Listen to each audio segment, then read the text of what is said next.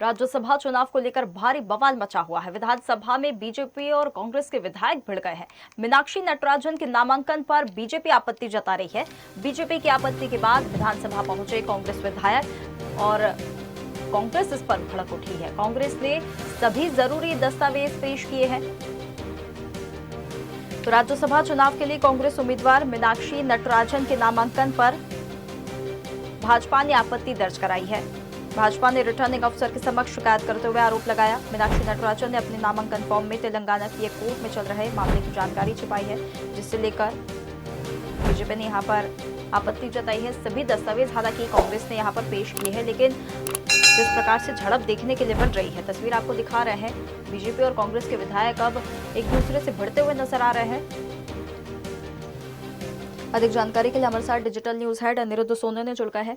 अनिरुद्ध, देखिए, राज्यसभा चुनाव की यहाँ पर तैयारी हो रही है, नामांकन फॉर्म यहाँ पर भर दिए गए हैं, लेकिन मीनाक्षी नटराजन को लेकर यहाँ पर जो आपत्ति बीजेपी ने दर्ज कराई है, क्या पूरा मामला है और अभी क्या अपडेट सामने आ रहा है? देखिए, पिछले लगभग 1 घंटे से मध्य प्रदेश विधानसभा में हंगामे का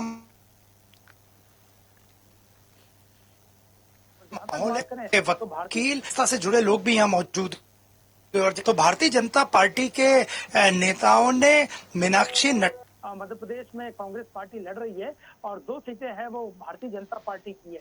तो एक सीट पे जो मीनाक्षी नटराजन चुनाव लड़ रही है, उनके किसी क्रिमिनल केस को लेके कांग्रेस भारतीय जनता पार्टी के मंत्रियों ने और नेताओं ने आपत्ति उठाई है।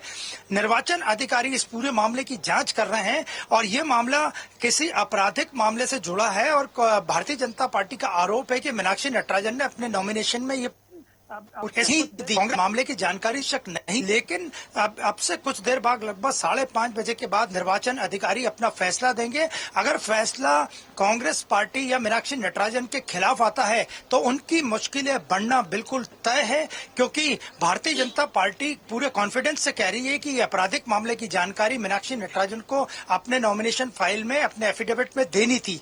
तो मध्य प्रदेश विधानसभा में हंगामे की स्थिति है और भारतीय जनता पार्टी और कांग्रेस पार्टी दोनों पार्टी के नेता यहाँ मौजूद हैं। निर्वाचन अधिकारी ने 5:30 बजे यानी लगभग आधे घंटे का समय और दिया है, जब वो अपना फैसला सुनाएंगे कि क्या मीनाक्षी नटराजन, जो कि कांग्रेस की राज्यसभा उम्मीदवार है मध्य प्रदेश से, उनका नामांकन वैध है या अवैध है। बिल्कुल अनिरुद्ध, देखिए, ये तो जब फैसला आएगा तब स्थिति क्लियर हो जाएगी, लेकिन अब जो बीजेपी और कांग्रेस के विधायक यहाँ पर भिड़ते हुए नजर आ रहे हैं, तस्वीर भी हम देख रहे हैं किस प्रकार से झड़प होती हुई नजर आ रही है। कांग्रेस किस प्रकार से इसे डिफेंड कर रही है, क्योंकि कांग्रेस ने कह दिया कि हमने तो सारे जरूरी दस्तावेज पेश कर दिए हैं।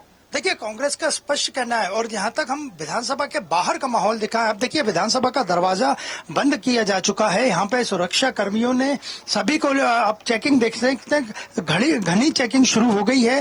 गाड़ियों को रोक के उनकी तलाशी ली जा रही है। उन्हें पूछा जा रहा है कि कौन व्यक्ति है जो अंदर जाना चाहता है और क्यों जाना चाहता है। और जहां तक बात करें तो पूरे जो विधानसभा की स्थिति है वो एक अखाड़े में तब्दील हो गई है, क्योंकि दोनों ही पार्टियां पूरा जोर लगा रही हैं। अभी आप देख सकते हैं कलेक्टर जो अभी यहाँ पे इन्हें भी बुलाया गया है और ये भोपाल के कलेक्टर हैं प्रियंका मिश्रा, ये अभी विधानसभा पहुंचे हैं। ये गाड़ी जाते हुए आपको दिख रही होगी।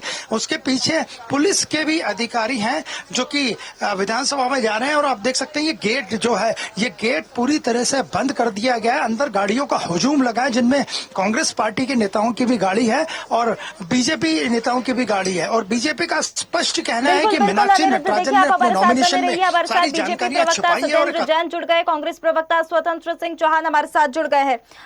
चर्चा की शुरुआत स्वतंत्र जी आपके साथ करना चाहेंगे। इस प्रकार की गड़बड़ी जानबूझकर हुई है या गलती से कर दी गई है? जब ऑलरेडी एक कोर्ट केस चल रहा है और नामांकन यहाँ पर भर दिया गया है, तो बीजेपी यहाँ पर आपत्ति उठा रही है, तो ये तो लाजमी है कि यहाँ पर आपत्ति तो दर्ज कराई जाएगी। किस प्रकार से कांग्रेस इसे डिफेंड करेगी? देखिए, भारतीय जनता पार्टी का कुछ नया तो है नहीं। इससे पहले भी बहुत सारे नामांकन लोकसभा के टाइम पे भी इन्होंने रद्द करवाए थे। गुजरात का एक केस था, इसके बाद कह सकते हैं खजुराहो का एक केस था। ये लोग यंत्र तंत्र षड्यंत्र का प्रयोग करके किसी न किसी प्रकार से इस सीट को हासिल करना चाहते हैं। इनका लोकतंत्र में विश्वास नहीं है, इनका नियम कानून में विश्वास नहीं है, ये रूल ऑफ लॉ में यकीन करने वाले लोग नहीं हैं। इनको किसी भी तरीके से जनादेश को लूटना है और अपनी जो है एक सत्ता स्थापित करनी है अनैतिक तरीके से। नहीं स्वतंत्र जी, जो कोर्ट में केस ऑलरेडी चल रहा है जिसकी जानकारी छुपाई गई है, उसका क्या? जानकारी छुपाई गई है ये जानकारी छुपाई गई है। आप कैसे कह सकते हैं कि कोर्ट में केस चल रहा है? क्या जानकारी छुपाई गई है? वो कोर्ट कैसा है, क्या है, एक बार डिटेल, एक बार आज के बाद हम कुछ कह सकते हैं इस कंडीशन में? सत्येंद्र जी यहाँ पर बिल्कुल देखिए पूरी तरह से आरोपों को खारिज कर दिया है।